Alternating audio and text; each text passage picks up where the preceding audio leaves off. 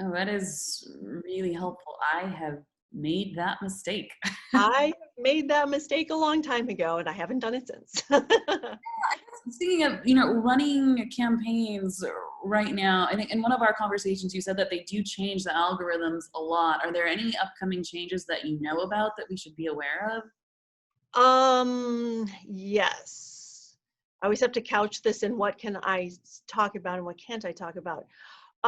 Video, I can tell you, still remains king on all social platforms, on all digital platforms. So video, we are still seeing that we're still getting 8 times as many views, and there is no indication that that's going to stop. One thing that Facebook has changed recently is that it likes videos to be less than a minute. So if your video is 59 seconds or less, that is something that's relatively new. You will get more views and more engagement on that because it will show it to more people. What else is coming down the pike? Let me think about that and answer a different question. One that's pretty helpful about the less than a minute. And then we had someone ask, do you recommend apps like Canva to create ads? Yes, absolutely. I love Canva. Um, I actually work with Adobe Spark, but I love Canva.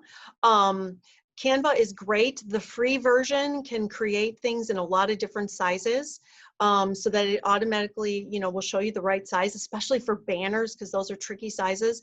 But again, I would say use your insider tip of creating every single post at 1200 by 630 or 620. They both work. Don't use their automatic ads, because if you say I want one for Twitter, it's going to make it a different size. It might not work on another platform. So save yourself some headaches and just use that size, but definitely use Canva. Mm, that's a good point. Yeah, because Canva drives you towards those specific dimensions. Mhm. Should we always use a logo on our ads, or is that unnecessary? Yes, please. Think about your ad as, even if you don't make any sales when you run a paid ad, it's huge brand awareness. And people always look at the photo first. So even if they don't read your content, you want to make sure that they've seen your company name. So absolutely put your logo on every single picture.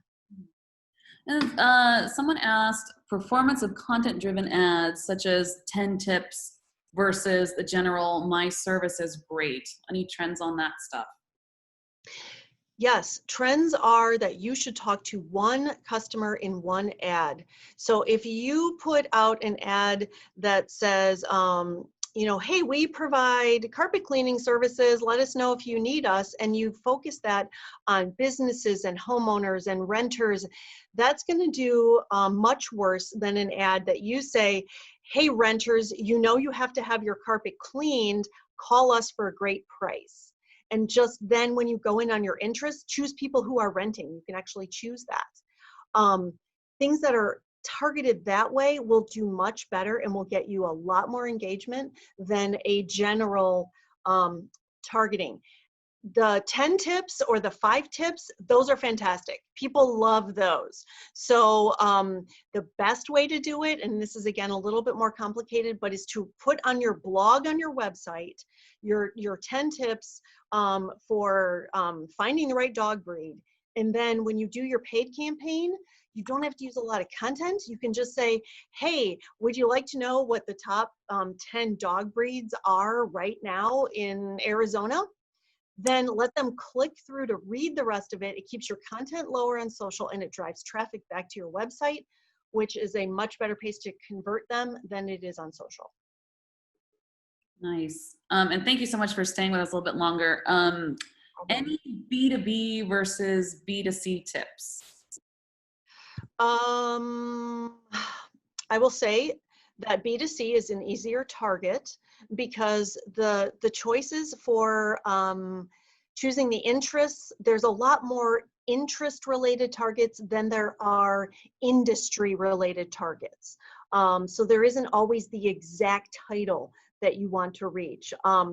But if you're going to go B2B, just, think outside the box a little bit. Instead of saying, okay, I need to talk to the vice president of finance, maybe you need to talk to his admin because she would send things over to him, or just try to, work around those there, but there are slightly more restrictions for B2B. Nice. And we have a very specific question about targeting. Say I'm targeting 5 capital cities. Is it best to create 5 ad sets or create 5 different campaigns for each city? Oh, no. No is not the answer. The answer is yes, you should create one ad and target all 5 of those cities just for that one ad. Because again, let the computer do the work. Because if you have to create 5 ads, that's a lot of money. I mean, if you have to put $100 into them, only to find out that you thought you had people in Dallas who are going to buy your product and you don't, the much better idea is to create one ad, say, here's my 5 cities I want you to hit. But now within those 5 cities, find the person that's going to buy from me. And I really don't care which of these 5 cities it are, but just find the person who's going to buy from me. So definitely let the computer do the choosing. Okay. Tammy, this was so useful. Every conversation I learned so much. Everyone who joined today, thanks for all of the great questions. I've seen quite a few thank yous coming in for you, Tammy. I will follow up via email. We'll have a survey where you can ask any additional questions, and we'll also let you know the next time Tammy is doing lessons at Lessons Up, and share her email with you here. And yeah, just again, big thank you, Tammy. This was great. Absolutely. Thank you, everybody, for making the time in your crazy schedules as they are at the moment.